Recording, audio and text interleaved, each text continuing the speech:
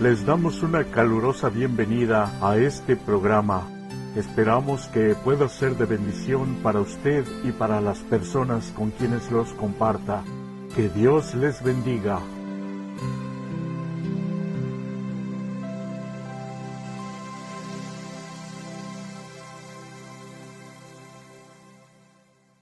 Título de la lección: Libertad en Cristo.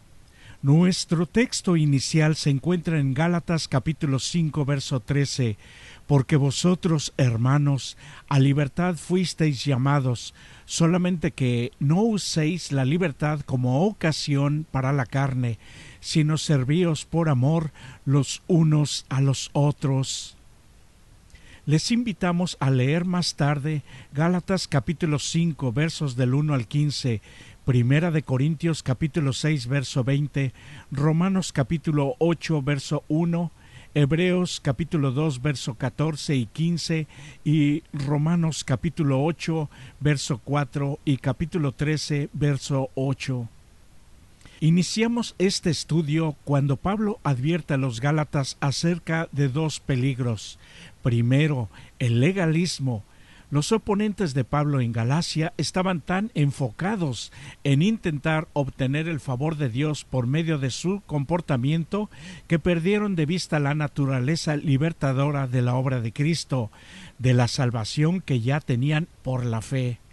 El segundo peligro es la tendencia a abusar de la libertad que Cristo obtuvo por nosotros, cayendo en el libertinaje. Quienes sostienen esta visión suponen equivocadamente que la libertad es pasar sobre la ley divina. Tanto el legalismo como el libertinaje se oponen a la libertad, porque ambos mantienen a sus adherentes en una forma de esclavitud. Sin embargo, la apelación de Pablo a los Gálatas es que permanezcan firmes en la verdadera libertad, su posesión en Cristo, que no merecían. Leemos en Gálatas capítulo 5, verso 1, «Estad, pues, firmes en la libertad con que Cristo nos hizo libres, y no estéis otra vez sujetos al yugo de la esclavitud». Para que uno pueda estar firme, debe estar sobre una base sólida. Para los cristianos, esta base es la verdad como se presenta en las Sagradas Escrituras. El cristiano diligente perseverará en su examen de las Escrituras y luego se examinará a sí mismo para ver si de veras está firme en la fe. No importa cuánto pueda saber una persona acerca de las Escrituras y de su interpretación, debe continuar siempre buscando nuevas verdades. La Santa Palabra, la Biblia, es un tesoro interminable. El propósito de Dios es que el cristiano continuamente crezca en la gracia y el conocimiento de Cristo, comprendiendo que la senda de los justos es como la luz de la aurora, que va en aumento hasta que el día es perfecto. Pablo, al enfatizar en la libertad con que Cristo nos hizo libres, nos compara con un esclavo. Dado que los esclavos no tenían derechos legales, se suponía que solamente alguien más podía comprar su libertad, y a cambio el esclavo, aunque realmente libre, pertenecía legalmente a ese alguien. Nosotros no pagamos el precio de nuestra libertad del pecado. El precio era demasiado alto para nosotros. Éramos impotentes e incapaces de salvarnos a nosotros mismos. Pero Jesús apareció e hizo por nosotros lo que no podíamos hacer por nuestra propia cuenta. Él pagó la penalidad por nuestros pecados, librándonos así de la condenación. Sería muy bueno examinar frecuentemente nuestra propia vida y estar agradecidos por la liberación que se nos ha dado en Jesús. ¿Por qué los cristianos deberían permanecer firmes en su libertad? Porque Cristo ya los ha hecho libres. En otras palabras, nuestra libertad es el resultado de lo que Cristo ya ha hecho por nosotros. Ahora, Pablo hace varias declaraciones muy precisas, como en Romanos capítulo 6, sobre las características de nuestra condición en Cristo, tales como Nuestro viejo hombre fue crucificado juntamente con él, con Jesús. Sobre la base de esta verdad, Pablo entonces puede luego emitir una exhortación imperativa. No reine pues el pecado en vuestro cuerpo mortal. Esta es la manera de Pablo de decir en esencia: conviértanse en lo que ya son en Cristo. La vida ética del Evangelio no presenta la carga de intentar hacer cosas para probar que somos hijos de Dios. Más bien, hacemos lo que hacemos porque ya somos sus hijos. La libertad, de acuerdo a Pablo, no es meramente un concepto abstracto, no se refiere a la libertad política ni económica, ni a la libertad de vivir de cualquier manera como se nos plazca.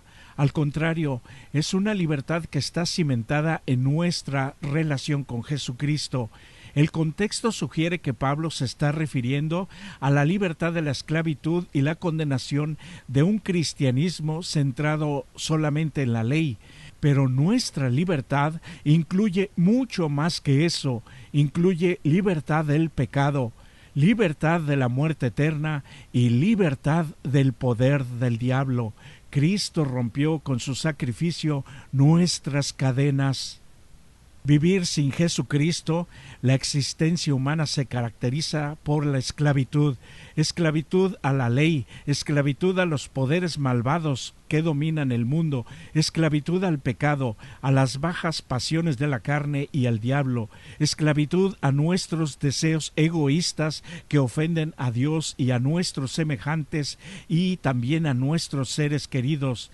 Dios envió a su Hijo al mundo para romper con el dominio de esos esclavizadores. Todos tenemos en nuestro ser interior cosas que quieren esclavizarnos a la maldad y al pecado, cada uno de manera diferente, pero esta verdad es un fuerte motivador para mantenernos juntos a Jesucristo, nuestro libertador.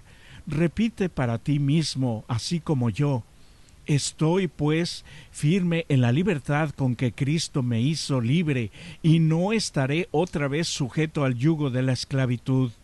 Y pido a Dios cada día que haga de la libertad que tengo en Cristo una feliz realidad en mi vida. Amén. Pablo introduce en Gálatas capítulo 5, 2 al 12, con un escuchen bien, presten atención.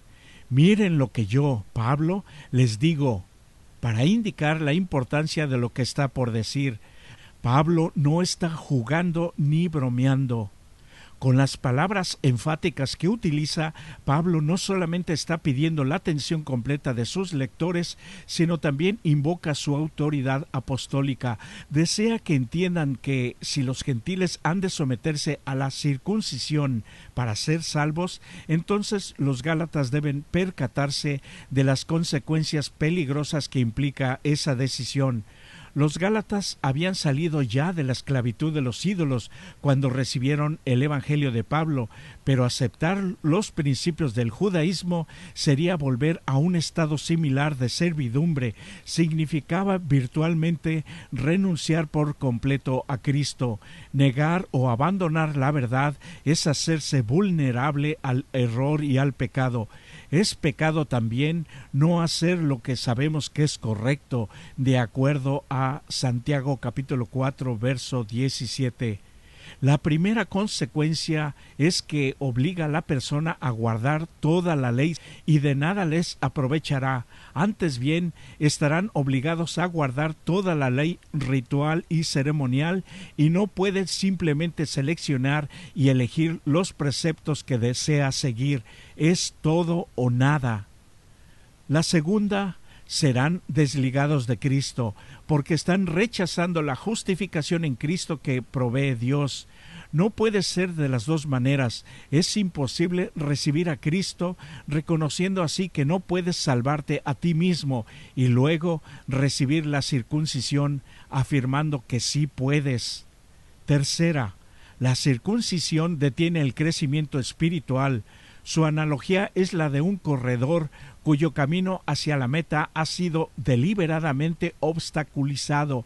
Es como romper un camino o destruir un puente o poner un obstáculo en el camino para detener su progreso. Cuarta consecuencia: la circuncisión hace innecesaria la cruz, porque implica que puedes salvarte a ti mismo. No es más necesario el sacrificio de Jesús para ti. Por lo tanto, es halagador para el orgullo humano. Sin embargo, el mensaje de la cruz es tropezadero para el orgullo humano, porque debemos reconocer que dependemos completamente de Cristo. Nada ni nadie más puede salvar ni interceder por tu vida, ni aquí en esta tierra, ni en el cielo. Solamente Jesucristo, el Hijo de Dios. Pablo está tan enojado con los judaizantes por su insistencia en la circuncisión que desearía que se les resbalara el cuchillo y se castrasen, se mutilen a sí mismos. Palabras fuertes, pero el tono de Pablo simplemente refleja con cuánta seriedad consideraba este asunto.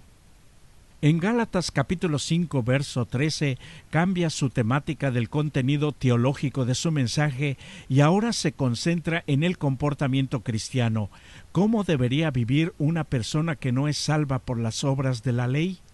Existen posibilidades del mal uso de la libertad, y Pablo era consciente de los posibles malentendidos que acompañaban su énfasis en la gracia y la libertad que los creyentes tienen en Cristo. No obstante, el problema no era el Evangelio de Pablo, sino la tendencia humana a la autocomplacencia. Las páginas de la historia están repletas de personas, ciudades y naciones cuya corrupción y descenso al caos moral se debieron directamente a su falta de dominio propio.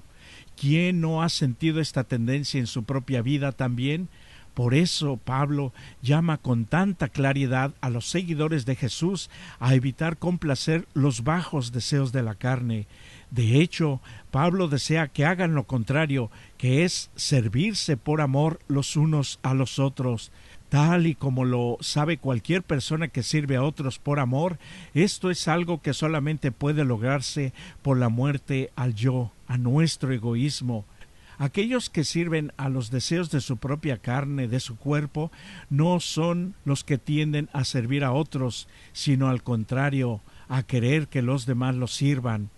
Por ende, nuestra libertad en Cristo no es meramente una libertad de la esclavitud al pecado, sino un llamado a un nuevo tipo de servicio, la responsabilidad de servir a otros por amor a Dios y a ellos. Es la oportunidad de amar al prójimo sin impedimentos, la posibilidad de crear comunidades humanas basadas en la entrega mutua en vez de la búsqueda del poder y el estatus, tan común en ese tiempo como ahora en el mundo secular y tristemente también en el mundo religioso falsificado. El uso que hace Pablo del artículo el antes de la palabra amor en griego indican que se está refiriendo a el amor divino que recibimos solamente mediante el Espíritu Santo. Nuestra libertad no es para tener autonomía propia, sino para un compromiso mutuo unos con otros basados en el amor de Dios. Si hemos pensado que podíamos utilizar la libertad que tenemos en Cristo para complacernos con un poquito de pecado de tanto en tanto, en realidad tenemos un enorme problema con esa clase de pensamiento y tenemos que arreglarlo cuanto antes. Es significativo que cuando Pablo se refiere positivamente a la observancia cristiana de la ley, nunca la describe como guardar la ley. Reserva esa frase para referirse solamente al comportamiento erróneo de aquellos que están viviendo bajo la ley y están intentando obtener por ella la aprobación de Dios haciendo lo que la ley manda. Esto no implica que aquellos que han encontrado la salvación en Cristo no obedecen. Nada podría estar más lejos de la realidad. Lo que en realidad quiere decir es que el comportamiento cristiano verdadero es mucho más que una obediencia exterior de solamente guardar o actuar conforme a la ley, sino que cumple la ley. Pablo usa la palabra cumplir porque va mucho más allá del simplemente hacer. Este tipo de obediencia está fundamentada en Jesús. No es un abandono de la ley, ni una reducción de la ley solamente al amor, sino que es la manera en la que el creyente puede experimentar la verdadera intención y el verdadero significado de toda la ley. En Mateo capítulo 7, verso 12, vemos la perspectiva de Jesús que demuestra que la ley y el amor son totalmente compatibles. Sin amor, la ley es vacía y fría. Sin la ley, el amor no tiene rumbo. Tienen que complementarse unos con otros. Si realmente queremos cumplir la ley porque Dios nos ha salvado, es en amor a Dios y en amor a nuestro prójimo. ¿Qué es más difícil y por qué? ¿Amar a otros o simplemente obedecer los 10 mandamientos? Pablo exhorta a los Gálatas a que se mantengan libres y fieles al Evangelio como él se los presentó en su pureza original anteriormente, y que no se dejen influir en lo más mínimo por el falso evangelio esclavizante de los judaizantes. Esta advertencia es de suprema importancia para nosotros también hoy, debido a las innumerables teorías no bíblicas acerca de la justificación por la fe y la salvación que abundan hoy, especialmente en esta época de telecomunicaciones. La fe genuina siempre obra impulsada por el amor. Mirar al Calvario generará fe en Jesús, una fe que obrará purificando el alma del fango del egoísmo. Cuando nos aferramos a Cristo por la fe, nuestra obra acaba de comenzar. Cada hombre tiene hábitos corrompidos y pecaminosos que deben ser vencidos mediante la lucha vigorosa. Cada alma tiene que pelear la batalla de la fe.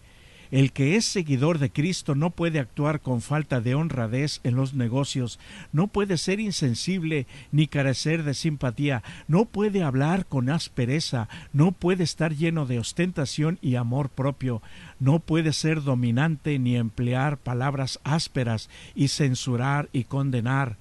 La obra de amor surge de la acción de la fe. La religión de la Biblia significa trabajo constante. Así alumbre vuestra luz delante de los hombres, para que vean vuestras buenas obras y glorifiquen a vuestro Padre que está en los cielos. Es Dios el que obra en ustedes, tanto el querer como el hacer, por su buena voluntad. Debemos buscar celosamente las buenas obras y debemos mantenerlas cuidadosamente, porque Dios nos dice en el Apocalipsis: yo conozco tus obras. Si bien es verdad que nuestras múltiples actividades no nos asegurarán la salvación por sí mismas, también es cierto que la fe que tenemos en Cristo nos ayudará en nuestra alma para tener una actividad para amar a Dios cada vez más y ayudar a nuestros prójimos. Como resumen diremos, la libertad es una de las palabras favoritas de Pablo para definir el Evangelio. Incluye tanto lo que Cristo ha hecho ya por nosotros a liberarnos de la esclavitud del mundo, como también del modo en que somos llamados a vivir la verdadera vida cristiana. Sin embargo, debemos tener cuidado de que nuestra libertad no caiga presa del legalismo ni del libertinaje. Cristo no nos liberó para que nos sirviéramos a nosotros mismos y vivir en pecado, sino para que pudiéramos entregar nuestra vida a ministrar a nuestro prójimo que tanto necesita conocer de veras a Jesucristo. Hoy es un día perfecto para estar en paz con Dios y te deseo de corazón que sea Jesucristo quien te bendiga. Les invitamos a escuchar el siguiente canto.